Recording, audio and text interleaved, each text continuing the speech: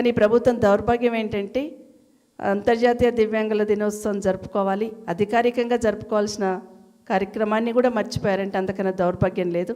ఈ రాష్ట్ర ముఖ్యమంత్రికి సోయలేదు, ఈ రాష్ట్రం అంత మంత్రివర్గానికి సోయలేదు.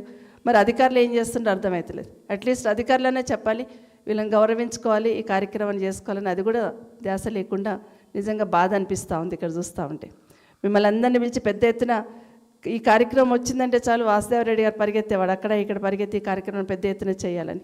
ఒకరోజైతే కేటీఆర్ గారు వారి బర్త్డే రోజు మన హైదరాబాద్లోనే ఒక పెద్ద మీటింగ్ పెట్టి మా దివ్యాంగ సోదరులకు పెద్ద ఎత్తున వెహికల్స్ అన్నీ కూడా ఇచ్చున్నారు. ఒక మంచి వెహికల్స్ తీసుకొచ్చి దాంట్లో ఆ రోజు మీ అందరు సంతోషం చూస్తూ ఉంటే, ఆ వెహికల్ తీసుకొని చూస్తూ ఉంటే చాలా సంతోషం అనిపించింది. ఎల్బీ స్టేడియంలో పెద్ద ఎత్తున పెట్టున్నారు. అట్లా హక్కున చేర్చుకున్నారు. ఆ రోజు కేసీఆర్ గారి డైరెక్షన్తో హక్కున చేర్చుకున్న సందర్భం. గతంలో తెలంగాణ రాకముందు మనకి ఎంత 500 వచ్చేది, మీకు 500 వచ్చిందని కేసీఆర్ గారు రాగానే పెంచున్నారు. 1500 చేస్తున్నారు, 1500 నుండి మళ్ళీ 3000 చేస్తున్నారు, 3000 నుండి వాళ్ళకి ఏం సరిపోతాయని 4000 కూడా చేస్తున్నారు. కానీ ప్రభుత్వంలో ఉన్న పెద్దలు ఏం చెప్పారు, 4000 ఏం సరిపోతాయి, మేము వస్తే 6000 అన్నారు.